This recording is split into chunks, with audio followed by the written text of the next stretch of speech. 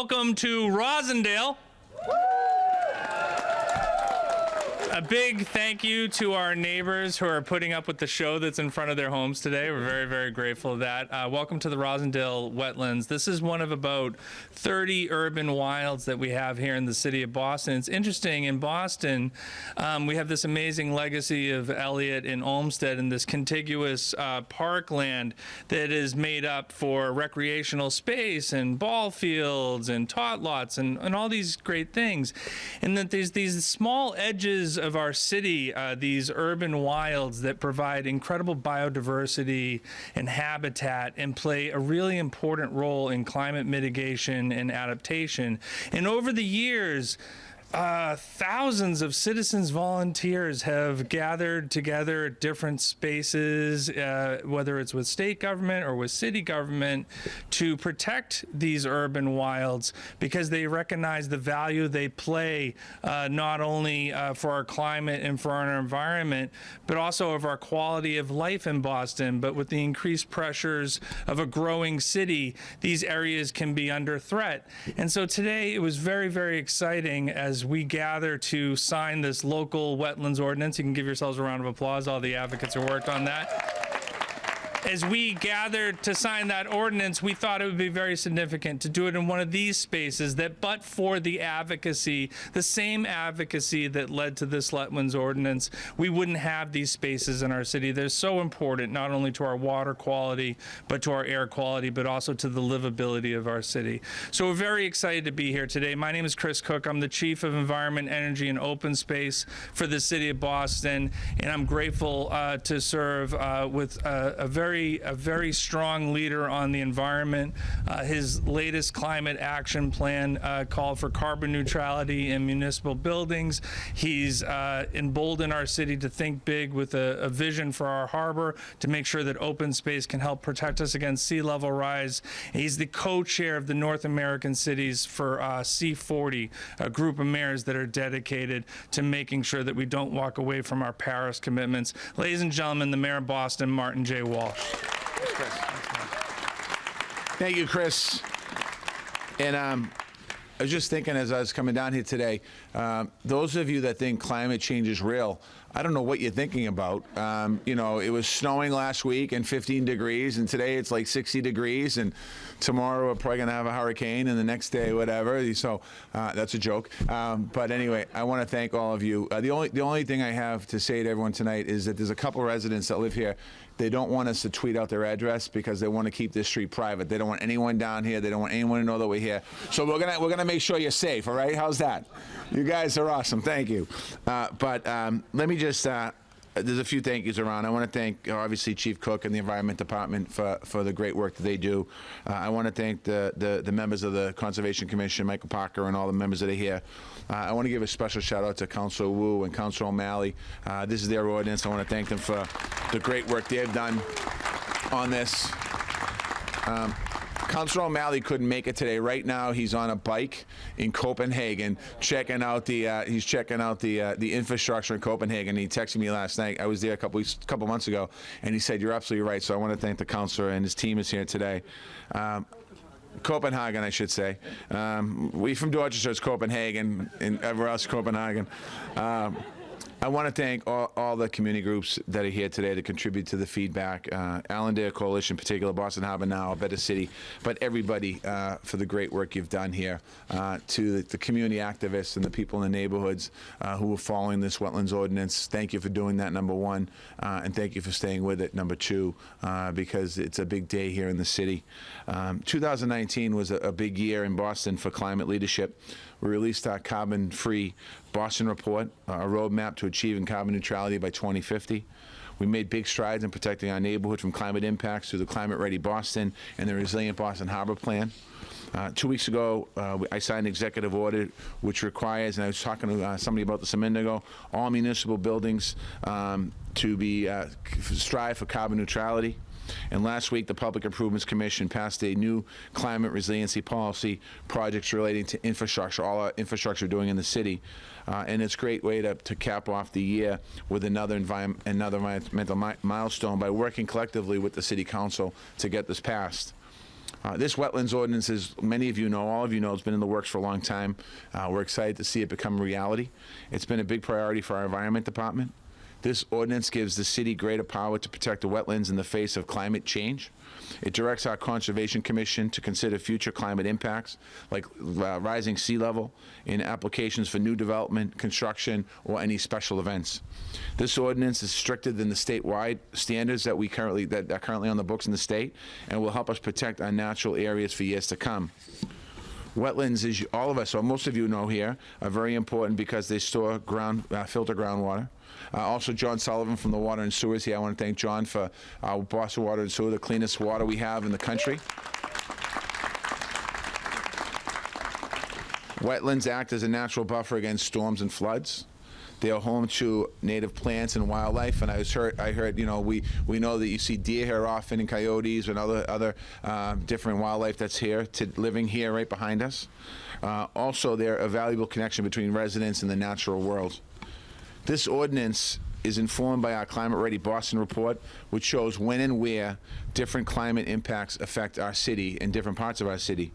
This ordinance will work hand in hand with all of our climate planning efforts, like protecting our coastline with absorbent of green space and making sure that all new developments are highly resilient to climate impacts as we continue to move forward here in the city of Boston. This work is important because it's about the health and well-being of all of our residents. We're securing a strong and resilient future for the city we all love, and we're respecting and protecting the environment we depend on. Boston exists because of natural resources and our harbor. It was the foundation of our early economy. It was the reason Boston grew into a major American city. It's the reason generations of immigrants, including my parents, came here in search of opportunity. Our natural environment helped to shape our culture and our traditions, and we have the responsibility to protect that, not just as elected leaders, but as citizens of the city. That's why we're working with nature and not against it.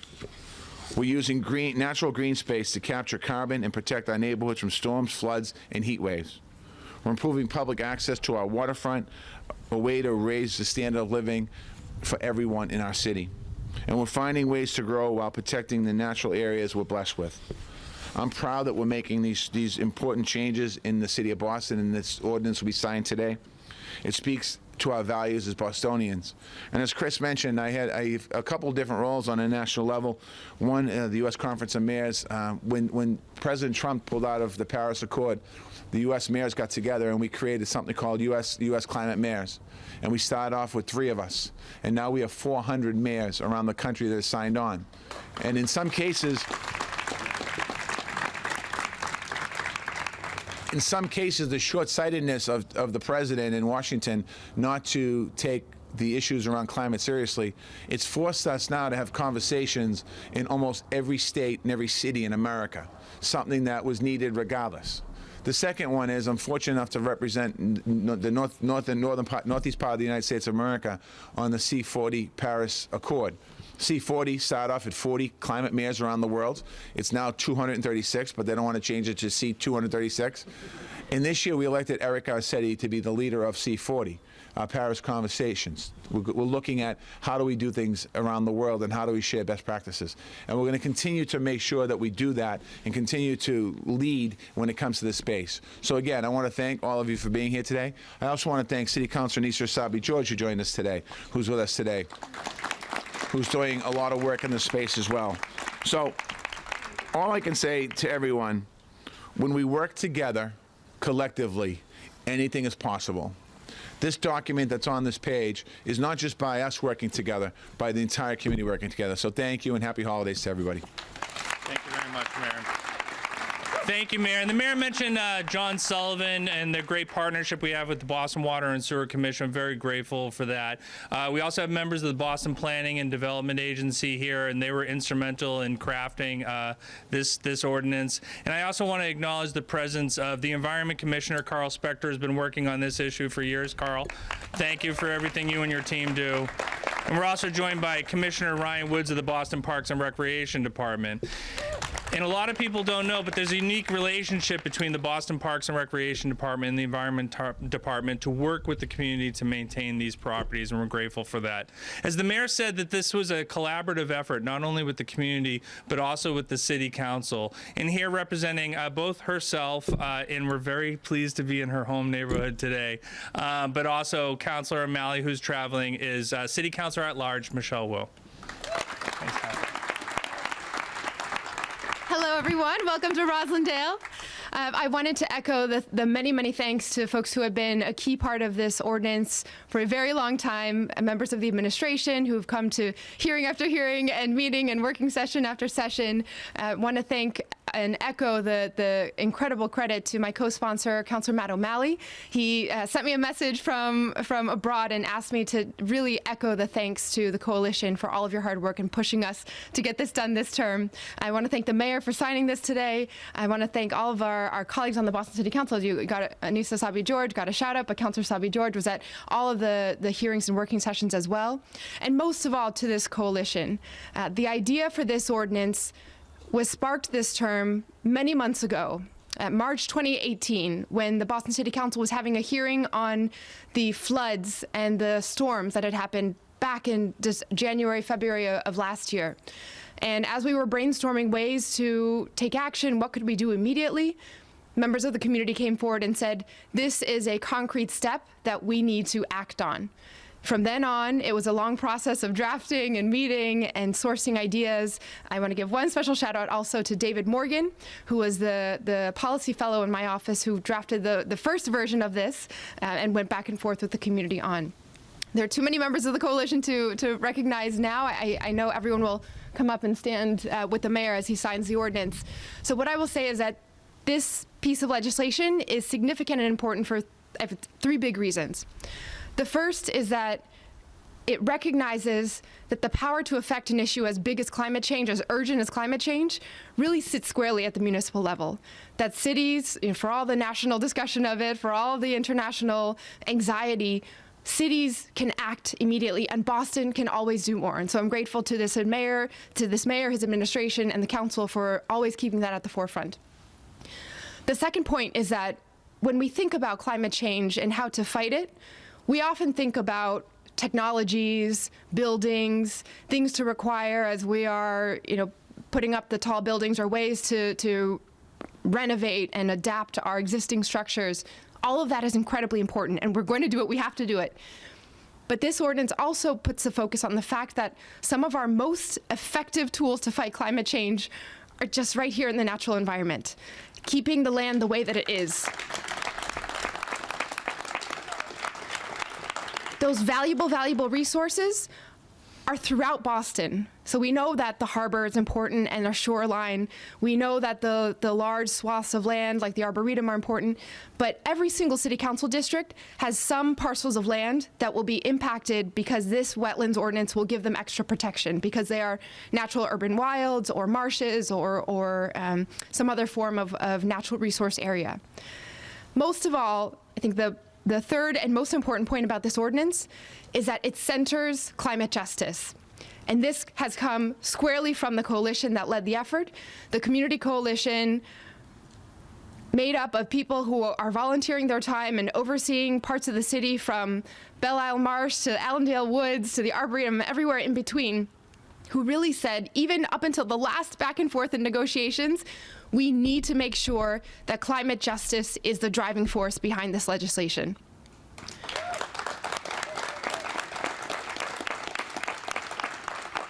What that means is that it's a recognition that the impacts of climate change, the harms and the destructive forces of climate change are already impacting disproportionately impacting those who had the least to do with bringing about the harms, and disproportionately bearing the burdens, communities of color, low-income residents. And so when we move to put equity at the forefront, we're lifting up everyone, and certainly climate change and fighting that through our resiliency efforts needs to lead with that lens of equity as well. So thank you everyone for being here. I'm so excited for today. Thank you, Mayor, for signing this, and looking forward to implementing.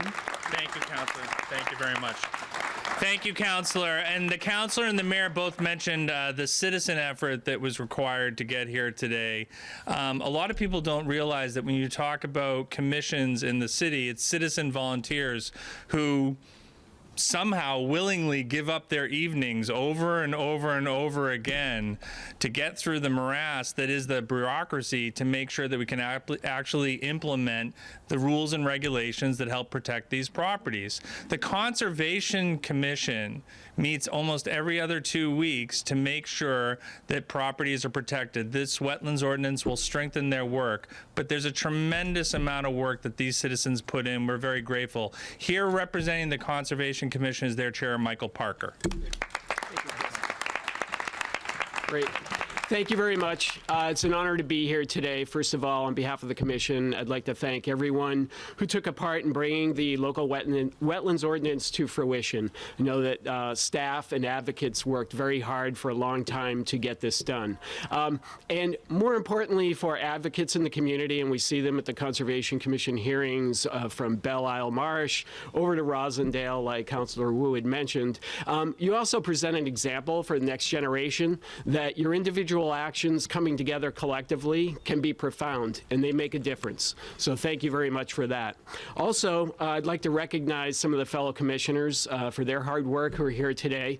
We have Commissioner John Sullivan, who has the BWSC seat, Aldo Guerin, representing Parks and Recreation. Yeah, there's Mr. Sullivan, there's Aldo. Ann Herbst, who is a Roslindale resident, and Alice Richmond, who is here somewhere. So thank you for all your work. And of course, there we go.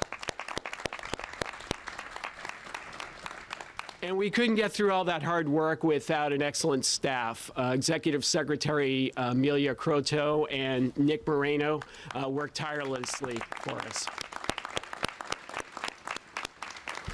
And also on behalf of the Commission, I would like to thank Mayor Walsh and the administration, Chief Cook, Commissioner Spector, and of course the City Council, especially Councilors Wu and O'Malley and Councilor George, for all the work that they've done. You've provided us with an important tool to protect the city's wetlands going forward. And Boston, as people have mentioned, is well known both nationally and internationally for its leadership in the climate adaptation and mitigation arena. And this ordinance enhances that reputation as well as it fits very nicely with Climate Ready Boston and the mayor's Boston Harbor Resiliency Plan. And I don't have to tell anyone here, climate change is real, but its effects are uncertain. And part of that is that climate science is very complicated.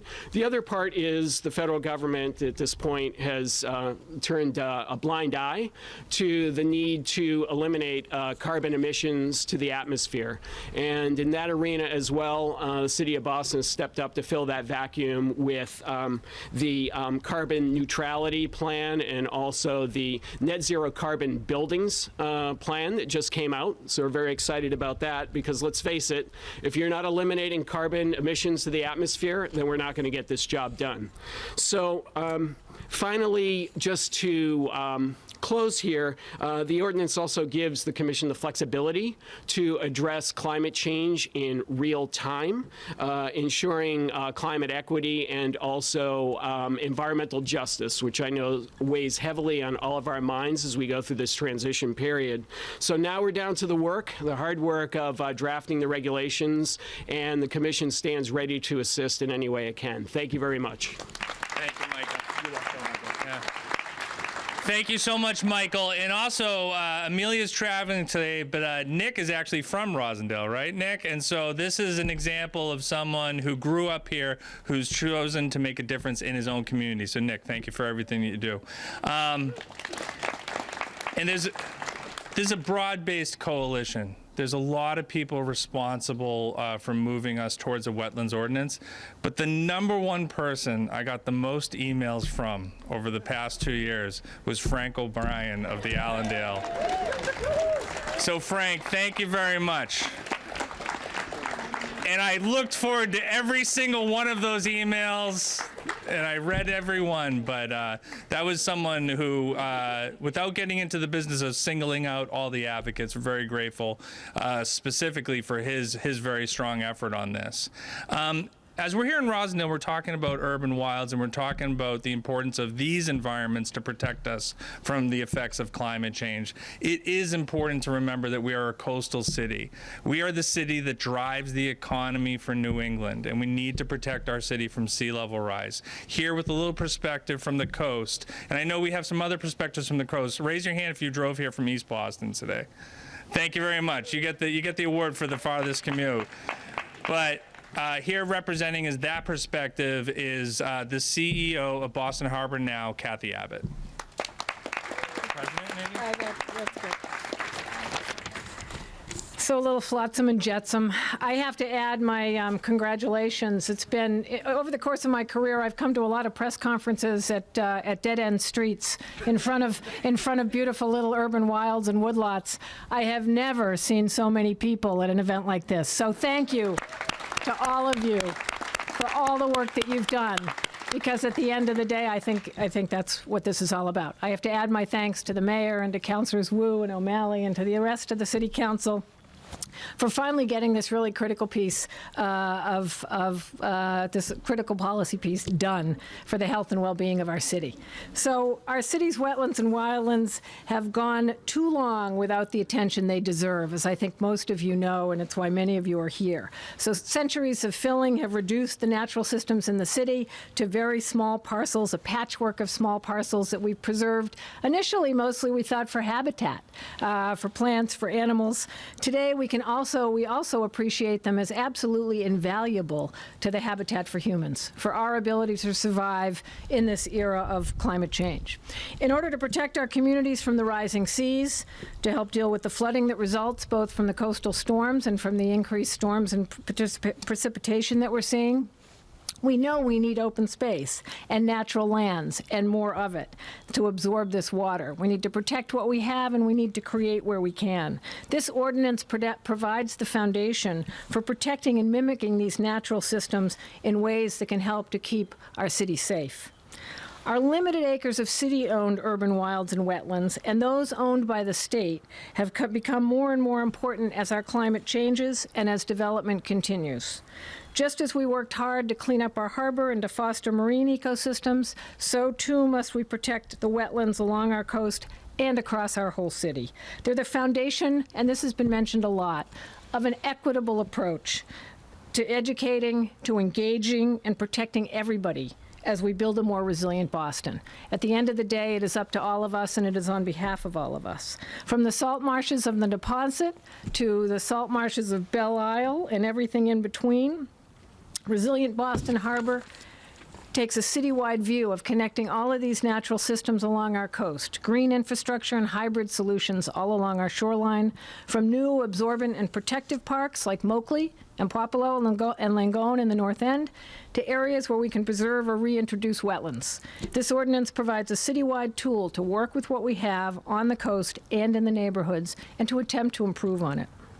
This new ordinance, in conjunction with the flood resiliency zones, the BPDA's flood overlay district, neighborhood climate resiliency plans, and the resilient Boston Harbor vision that's been mentioned a lot, really all set the stage to enhance our ability to make our city more resilient to the impacts of climate change, while also maximizing the co-benefits. We've heard about managing stormwater, cleaning and recharging groundwater and water supplies, protecting and enhancing habitat, and building an improved and accessible waterfront for everybody. Thank you and congratulations to the City of Boston, the Conservation Commission, the City Councilors, the Advocacy Organization, all the other agencies, the staff of the Environment Department and BPDA who've worked so hard to make this a reality. Thank you all very much. That's great. Thank you very much. Appreciate it. So now's the time, and I realize we're going to lose most of our audience, but that's okay. So if you were active in getting this wetlands ordinance done, please join us around this table for the signing.